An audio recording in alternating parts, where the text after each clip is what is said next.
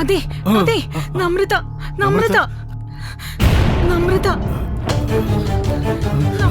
നമ്രത നമ്രത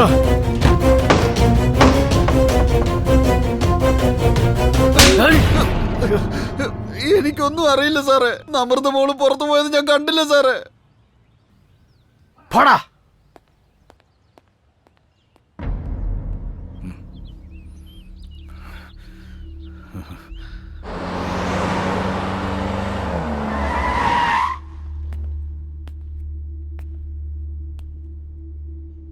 എന്താ പറ്റിയ? ഇന്ന് കാലത്തോട്ട് നമ്രതയെ കാണുന്നില്ല.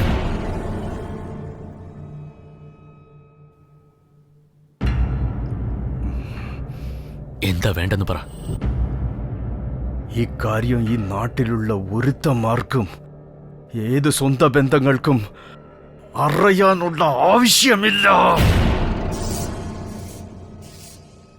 ഇതുവരെ ഞാൻ സൂക്ഷിച്ചു വച്ചിരുന്ന എന്റെ ഗൗരവം മുഴുവനും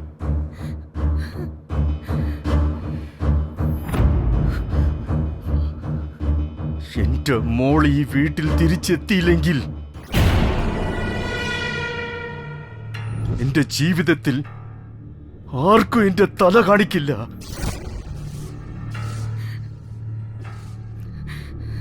ഏത് കാരണവശാലും എന്റെ മോള് ഈ വീട്ടിൽ തിരിച്ചെത്തണം. നിങ്ങൾ എന്ത് ചെയ്യുന്നത് എനിക്കറിയണ്ട. എന്റെ മോളെ ഇവിടെ തിരിച്ചെത്തിക്കണം.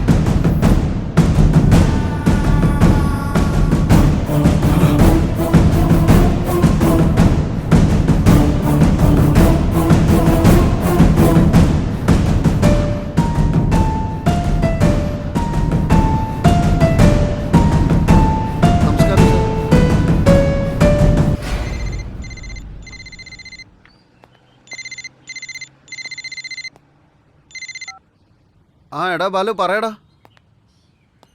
നീ കേട്ടതൊക്കെ സത്യം തന്നെയാടാ ബാലു. എന്നായാലും ഇവൾ അവൻ്റെ കൂടെ ഓടിപ്പോന്നുള്ള കാര്യം എനിക്ക് ഉറപ്പായിരുന്നു. ആരാ? അവനല്ലടാ, പ്രവീണില്ലേ, അവനാണ്. അല്ലേലും ഈ കാശുകാരൊക്കെ പിള്ളേരെ മര്യാദയ്ക്ക് വളർത്തൂലല്ലോ.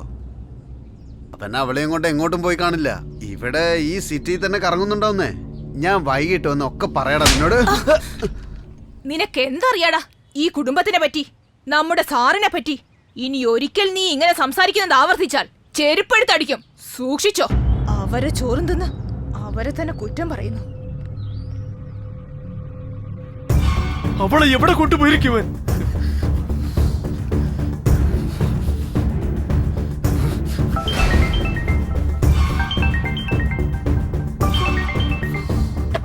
ഹലോ, മോളെ കിട്ടിയോ? കിട്ടിയോ അവളെ? ശ്രദ്ധിച്ചു കേക്ക്. ഏത് സാഹചര്യത്തിലും നമ്രത ഈ വീട്ടിൽ എത്തിയിരിക്കണം. അവൾ ഇവിടെ തിരിച്ചെത്തിയാലും ഞാൻ പുറത്ത് തല കാണിക്കാൻ പറ്റൂ. മനസ്സിലായാടാ?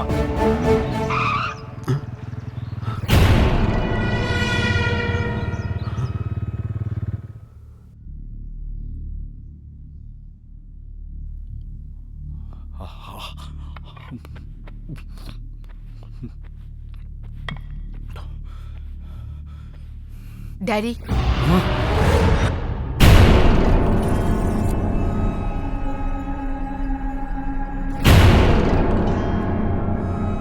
കൈ എടുക്കടാ, എടുക്കടാ കൈ.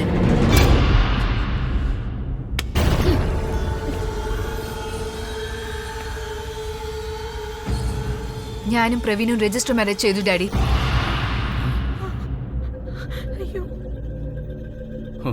നമ്രതേ, നിനക്കൊന്നും അറിയില്ല മോളെ. നീ അകത്ത് കയറിപ്പോ. മോൾ അകത്ത് വിളിച്ചോണ്ട് പോ. എടാ, ഈ വീട്ടിന്റെ പുറത്ത് നിൽക്കാൻ പോകുന്ന അർഹതയില്ലാത്ത നിനക്ക് എന്റെ മോളെ വേണോടാ? Daddy please. മോളെ ഒരു മിനിറ്റ് മോളെ. എടാ, നിന്റെ അർഹത എന്ത്? നിന്നെ പോലെ എത്ര പേര് ഞാൻ കണ്ടിട്ടുണ്ടാവും. ഡാഡി നിർത്തുന്നുണ്ടോ? ഒരു നിമിഷം മോളെ. നിന്നെപ്പോലെ ഒരു നിലപാടില്ലാത്തവൻ ഈ മാധവന്റെ മോളോട് പ്രേമം വന്നെന്നാ? എടാ, നിന്നെ കൊന്നിട്ടെങ്കിൽ എന്റെ മോളെ തിരിച്ചു വിളിച്ചോണ്ടവരോടാ. മോളെ ഒന്ന് സമാധാനപ്പെട്. നിന്നെ അടിച്ച് കൈയും കാലും B on your limits daddy. Namrata, നീ എന്തായി പറയുന്നത്?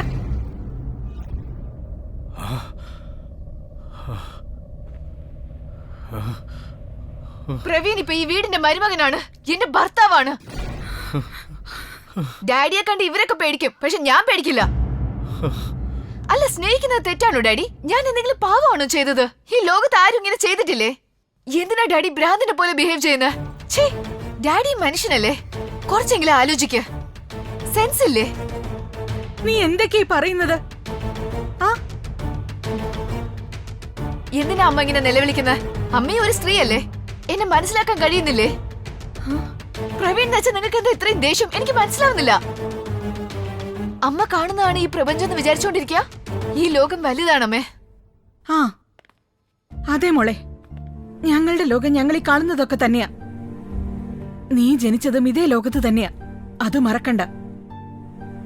ഇപ്പോഴാ ഞങ്ങൾക്ക് മനസ്സിലാവുന്നേ ഞങ്ങളുടെ ലോകത്തുനിന്നല്ല നീ പുറത്തു പോയെന്ന്. ആ അച്ഛനോട് എതിർത്ത് സംസാരിക്കാൻ പാകത്തിന് വളർന്നോ നീ? ആ നീ ഇനിയും കാണാനും മനസ്സിലാക്കാനും ധാരാളമുണ്ട്. ഇപ്പൊ അച്ഛൻ പറയുന്നത് കേട്ട് അകത്തു പൊക്കോ. പുഷ്പ, മോളെ വിളിച്ചകത്തുണ്ടോ? ഏയ്,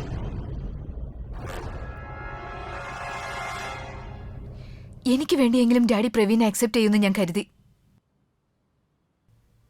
കമോൺ. മോളെ നമൃതേ, ഈ ഡാഡിയെ കണ്ടിട്ട് നിനക്ക് പാപം തോന്നുന്നില്ല മോള്? അവൻ നിന്റെ പണം നോക്കി നിന്നെ സ്നേഹിക്കുന്നതായിട്ട് അഭിനയിക്കുകയാണ്. ഡാഡിക്ക് വേണ്ടി അവനെ വിട്ടിട്ട് വരില്ലേ? നിങ്ങൾ എനിക്ക് ഇഷ്ടമാണ് ഡാഡി, പിന്നെ എന്നാൽ പ്രവീൺ എന്റെ ജീവനാണ്. Why don't you understand my pain, Daddy? വാ. മോളെ,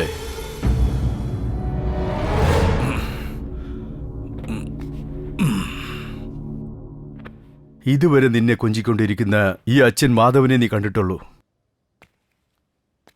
പക്ഷേ ഒരു കാര്യം ചെയ്തു തീർക്കണമെങ്കിൽ ഈ മാധവൻ ഏത് ആഴത്തിലേക്കും ഇറങ്ങിക്കേറുന്നുള്ളത് നീ മനസ്സിലാക്കണം മോളെ. എന്റെ പേര്, എന്റെ മാനം, എന്റെ ജീവൻ, എന്റെ ആസ്തി, എന്റെ രക്തത്തിൽ ജനിച്ച നിനക്കാണ് ഇതൊക്കെ അവകാശപ്പെട്ടത്. ഇതിനൊക്കെ അവകാശി നീ മാത്രമാണ്. ഇടയ്ക്ക് കയറി ഏവനെങ്കിലും വന്ന അവന്റെ മരണത്തിന് അവൻ തന്നെ ദിവസം കുറിച്ചിട്ട് വന്നതുപോലെയാണ്. വാ മോളെ. എന്താ പേടിപ്പിക്കുകയാണോ? ഞാൻ മാധവൻ പിള്ളയുടെ മകളാണ് ഡാഡി.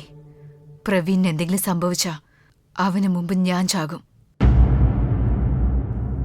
ഇനി എത്ര ദിവസം ഈ ദേഷ്യം ഉണ്ടാവുന്ന നമുക്ക് കാണാം. ഞാൻ മേജറാണ് ഡാഡി. എന്റെ ലൈഫ് ഞാൻ ജീവിച്ചോളാം. പ്രവീനെയും എന്നെയും വിട്ടേക്ക്. ഇത്രയും പറഞ്ഞിട്ട് നിങ്ങൾ മാറിയില്ലെങ്കിൽ ഇനി ഒരിക്കലും നിങ്ങൾ മാറില്ല. വാ പ്രവീൺ.